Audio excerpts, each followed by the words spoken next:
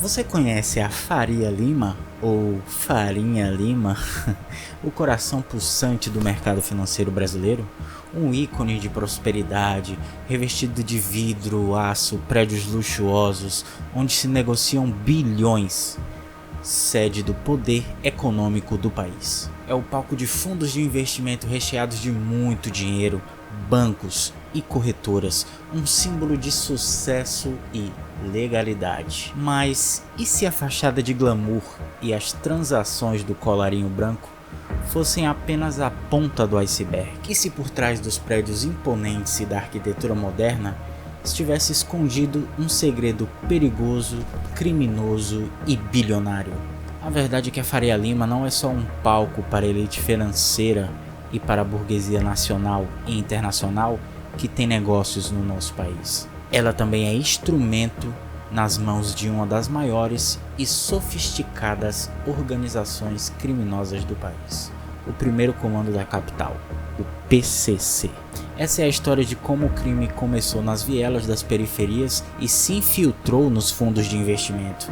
É a história de como o dinheiro sujo do tráfico de drogas e da sonegação de impostos encontrou um refúgio seguro no centro do capitalismo brasileiro. As investigações da Operação Carbono Oculto, deflagrada por uma força-tarefa de policiais e agências estaduais e federais, expuseram uma rede complexa, que demonstra que a linha entre o legal e o ilegal no andar de cima é muito mais tênue do que se imagina. Entendo o papel do Nicolas Ferreira e das fake news do Pix que ajudaram o crime organizado, de um bilionário ligado a grandes times de futebol como o Corinthians e muito mais. As evidências apontam para uma simbiose criminosa onde o crime e o capital se retroalimentam, com a Faria Lima atuando como um elemento central para a lavagem e a blindagem de ativos ilícitos. Para compreender a dinâmica dessa infiltração, é necessário a gente examinar a trajetória dos protagonistas. De um lado, a própria Faria Lima, a região que nos anos 60 era apenas uma várzea às margens do Rio Pinheiros, começou a ganhar relevância com a inauguração do Shopping Iguatemi em 66. A partir dos anos 70, a avenida passou a atrair grandes edifícios comerciais. Hoje ela abriga as sedes das gigantes do setor financeiro, como Itaú, BTG Pactual e até das multinacionais como o Google. O prédio 3500 da Faria Lima, por exemplo, é o imóvel mais caro já transacionado na história do Brasil. Do outro lado temos o PCC. A narrativa da mídia tradicional apresenta o comando como uma simples facção de traficantes e criminosos de rua. No entanto, investigações recentes revelam o PCC como uma espécie de empresa ou uma corporação do crime em rápida evolução. O grupo deixou de focar apenas em atividades violentas e passou a buscar um controle econômico mais profundo, atuando na economia formal. Essa transição estratégica reflete uma compreensão de que o poder duradouro não se esconde apenas nas sombras, mas se estabelece na própria estrutura financeira do país. As investigações mostram que o PCC e outras facções criminosas não se satisfazem mais com o dinheiro em espécie. Eles buscam o que o economista Ladislau Dalbor define como riqueza improdutiva. A lavagem de dinheiro, nesse sentido, não é apenas um meio de limpar fundos ilegais, mas uma forma de se infiltrar e adquirir o poder sobre a estrutura formal da economia. Trata-se de uma manifestação do capitalismo do crime, onde a lógica de acumulação do capital ela é desprovida de escrúpulos, né? Você não tem mais escrúpulos e serve como denominador comum para as atividades lícitas e ilícitas. A Faria Lima, com seus mecanismos sofisticados, tornou-se o terreno perfeito para o crime organizado. E onde esses dois mundos entram em conflito, né? Justamente nessa operação recente, a Operação Carbono Oculto, deflagrada agora em 28 de agosto de 2025, que envolve tanto o Ministério Público de São Paulo, quanto a Polícia Federal, a Receita Federal e outros órgãos, né? Essa ação considerada a maior operação contra o crime organizado da história do Brasil, em termos de cooperação institucional, ela atingiu o epicentro da Faria Lima. O esquema bilionário complexo, focado no setor de combustíveis, envolvia fraudes, adulteração, sonegação fiscal e principalmente lavagem de dinheiro. A força-tarefa reuniu 1.400 agentes públicos e cumpriu 200 mandatos em 350 locais de 10 estados diferentes. Em São Paulo, 42 dos alvos estavam concentrados na região da Avenida Faria Lima. A operação revelou que o grupo movimentou cerca de 52 bilhões de reais entre 2020 e 2024, através de uma rede de 1.000 postos de combustíveis. A sonegação de impostos estaduais e federais alcançou a cifra impressionante de 7,6 bilhões, ou seja, o Estado deixou de arrecadar 7,6 bilhões só nesse curto espaço de tempo, dinheiro que era para estar financiando saúde, educação, moradia, segurança pública e etc. A Operação Carbono Oculto representa um momento decisivo, pois, ao focar no andar de cima, ela valida a tese de que o crime organizado transcendeu as suas origens e agora utiliza os mesmos mecanismos de acumulação de capital da elite financeira. O processo de lavagem de dinheiro envolvia um ciclo de 3 fases. A primeira é a de ocultação e integração. Essa estrutura ela foi aplicada com perfeição no centro financeiro do país, né? Utilizando as próprias ferramentas do mercado. Ela envolve a inserção de dinheiro ilícito no sistema financeiro. No esquema do PCC, essa etapa foi realizada através de uma vasta rede de postos de gasolina e outras empresas no setor de combustíveis. O dinheiro obtido de forma ilegal, majoritariamente em espécie, através da adulteração de combustíveis, da venda de produto fora das especificações e da sonegação de impostos, era misturado ao lucro legítimo dos estabelecimentos, entrando assim na economia formal, ou seja, né, os combustíveis eram adulterados, né, e além do mais eram subfaturados, né, e aí essa maracutaia financeira, né, servia para ocultar as reais transações, né, e também se misturar ao lucro legítimo, dificultando assim a fiscalização da receita. A fase da ocultação é a mais complexa e é onde a Faria Lima ela desempenhou um papel crucial. O objetivo é dificultar o rastreamento da origem ilícita dos fundos através de uma teia de transações financeiras. Em vez de usarem bancos tradicionais, o esquema se apoiou em 2 ferramentas-chave do mercado financeiro moderno: as fintechs e os fundos de investimento. Qual é o papel das fintechs? Primeiramente, o que é a fintech? É uma empresa do ramo financeiro que ela utiliza, de certa forma, o uso intenso de tecnologia para inovar em certos ramos, né, das transações do mercado financeiro. Por exemplo, a fintech BK Bank foi identificada como uma das principais fintechs, né, e também é alvo da investigação. Ela é suspeita de movimentar quase 18 bilhões em operações suspeitas. Segundo os investigadores, a empresa usava o que foi chamado de contas bolsão, que são contas mantidas pelas fintechs em bancos, sem identificar os verdadeiros donos do dinheiro, e esse mecanismo funcionava como um banco paralelo, dificultando significativamente o rastreamento dos fundos pelos sistemas de fiscalização, como o Conselho de Controle de Atividades Financeiras, o COAF. Percebam que é uma maracutaia muito bem feita para dificultar qualquer fiscalização por órgãos federais, né, como a Receita Federal ou o COAF. Como é que funcionava então a estrutura dos fundos de investimento? Essa aí é a cereja do bolo da lavagem de dinheiro.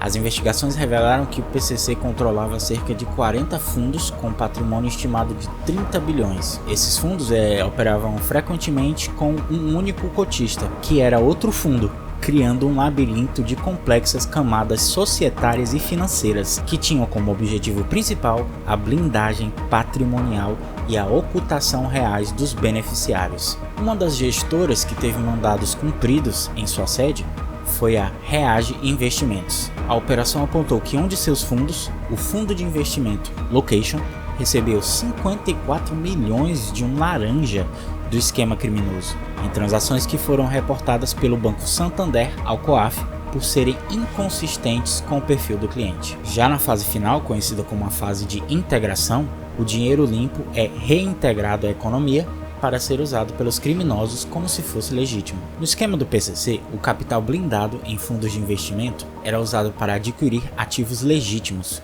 como 4 usinas de álcool, mais de 1.600 caminhões para transporte de combustíveis e uma centena de imóveis, incluindo fazendas e um residencial de luxo em Trancoso. O ciclo de lavagem se fechava, transformando a riqueza ilícita em propriedade legal indistinguível de qualquer outro ativo do mercado. A operação se concentrou no andar de cima, mas também atingiu pessoas físicas que, segundo a investigação, operavam o esquema. Roberto Augusto Leme da Silva, o Beto Louco, e Mohamed Hussein Mourad, o primo, apontados como os líderes do esquema, seriam os principais responsáveis pela rede de fraudes fiscais e contábeis que movimentou mais de 52 bilhões de reais. A investigação revela que ambos teriam ligações com operadores do líder do PCC, Marcola, Renato Stenley de Camargo, diretor administrativo das empresas Copap e Aster. É acusado de ser um testa de ferro dos verdadeiros líderes do grupo, Mohamed Mourad e Roberto Leme da Silva. A investigação descobriu que ele era o único cotista do fundo Location, administrado pela Reage Investimentos, e depositou 54 milhões de dólares em transações consideradas inconsistentes com seu patrimônio. Walter Martins Ferreira III, sócio da Reage Investimentos, é acusado de ter ajudado a ocultar o verdadeiro beneficiário do fundo Location. O esquema também envolvia parentes, como Himad Abdallah Mourad, primo de Mohamed e diretor de empresas que controlavam mais de 100 postos de combustível, e Tarek Majid Banout, outro parente que atuaria no ramo através de uma empresa ligada a um investigado por supostas ligações com operadores do Marcola. A infiltração do crime organizado na economia formal não se limita ao setor financeiro e de combustíveis. As investigações revelam que a lavagem de dinheiro também alcança o futebol, um dos maiores palcos de paixão e dinheiro do Brasil. O Ministério Público de São Paulo estaria investigando um esquema de lavagem de dinheiro envolvendo o PCC na negociação de jogadores de futebol da Série A do Campeonato Brasileiro. O caso do patrocínio de casas de apostas, como a VaideBet ao Corinthians, por exemplo, revelou que parte do dinheiro do negócio, cerca de 1,4 milhão de reais, teria sido desviada e transferida para contas ligadas ao crime organizado. Outra conexão investigada é a do fundador da Reage Investimentos, João Carlos Falbo Mansur. Mansur, que foi alvo da operação, é presidente do Conselho de Administração da Revi, uma companhia que tem participação em sociedades anônimas de futebol, as SAFs dos clubes, e atua na revitalização de estádios. Embora a Revi não tenha sido citada diretamente na operação, a proximidade levanta suspeitas sobre as rotas que o dinheiro do crime pode seguir, se infiltrando em clubes como Corinthians, Palmeiras, Juventus e Portuguesa, que não se pronunciaram sobre os laços com João Carlos Mansur. Esse pacto sujo e criminoso entre a Faria Lima e o crime organizado revela muitas coisas sobre o mercado financeiro no Brasil.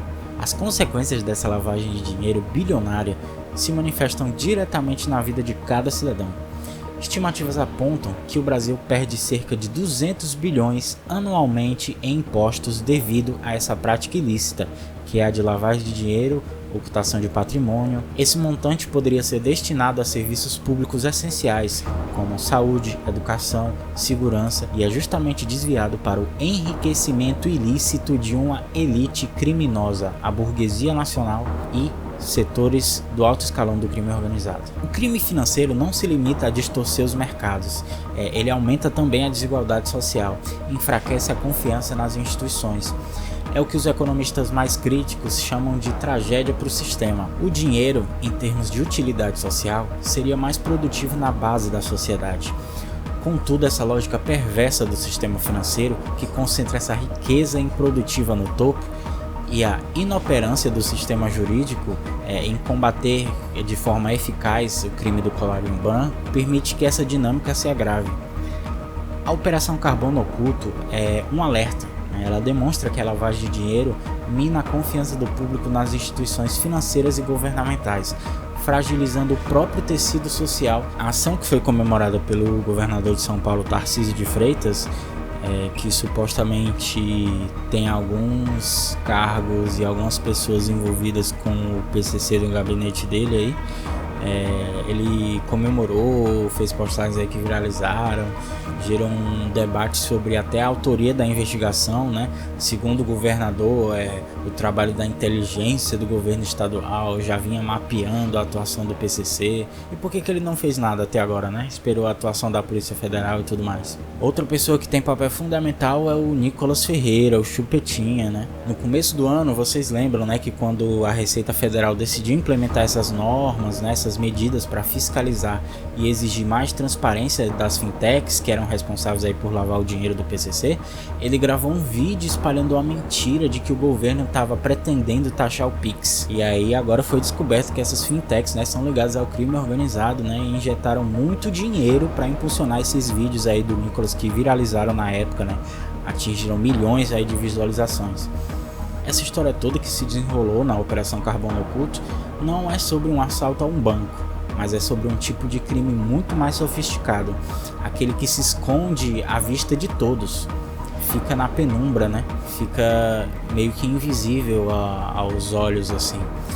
A investigação revelou que a Faria Lima, né, que é esse símbolo da legalidade, da liberdade, do progresso, né, pode ser o palco para a mais sofisticada forma de ilegalidade. Os mecanismos complexos e as brechas do sistema financeiro, como a falta de transparência em fundos de investimento e essa opacidade de certas fintechs, né, essa cortina de fumaça aí entre o legal e o ilegal, elas legitimam um habitat perfeito para essa infiltração do crime organizado. A próxima vez que você vê aí os prédios da Faria Lima, né, lembre-se, o dinheiro do crime não se esconde apenas nas favelas. Ele circula, se multiplica e se integra ao coração do sistema financeiro que todos nós sustentamos, através de altas taxas de juros, através de menos dinheiro aí para oferecer serviços públicos para a população, né? E aí fica uma pergunta, né? De onde é que vem o dinheiro de tantos economistas, né? Que tantos comentaristas de economia aí que são ligados ao mercado financeiro, que sempre estão na mídia tradicional opinando, né, dizendo que é muito bom reduzir direitos trabalhistas, que é muito bom reduzir o Estado, né, que o Estado tem que ser mínimo para os mais pobres, mas tem que ser máximo para eles, né, tem que ser máximo para eles roubarem, ocultarem dinheiro, né, roubarem, não pagarem impostos, né, ficarem cada vez mais ricos. Quem financia esses comentaristas que estão sempre na imprensa tradicional? Fica a pergunta aqui, será que tem dinheiro sujo do crime organizado, né? Quem lucra com o Estado ausente nas favelas que não leva serviços básicos como saúde, educação, dignidade, né? Trabalhos dignos, fortalecer a economia local, quem lucra com tudo isso? Fica aí a pergunta. Também fica outra pergunta aí para os senhores aí engravatados colarinhos brancos da Faria Lima. Por que o sistema financeiro permite que o PCC esteja lá? Será que é o mercado financeiro que controla o PCC ou o PCC que controla o mercado financeiro? Se você gostou desse vídeo, não se esqueça de se inscrever no canal, seguir a gente nas nossas redes sociais como o Instagram, acompanhe o nosso portal de notícias, o nosso novo site, bolchenews.com.br. Contribua no Pix, canal bolchenews@gmail.com e fortaleça o jornalismo contra-hegemônico. Eu sou Saulo Corleone, colunista do Bolchenews, e a gente se vê no próximo vídeo.